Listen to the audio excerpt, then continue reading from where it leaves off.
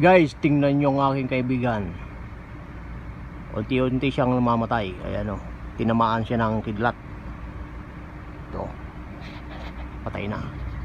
Mula sa taas siya natutuyo, mula sa taas pababa. Doon sa tuktok yan.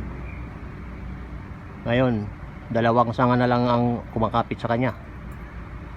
Ito na lang o, saka yung malaki, pababa ng pababa. Mawawala na yung barbilan ko. Sayang.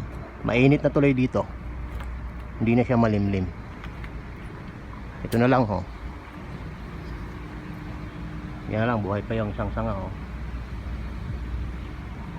Ito, malapit na siya ho. Nabiyak na ho.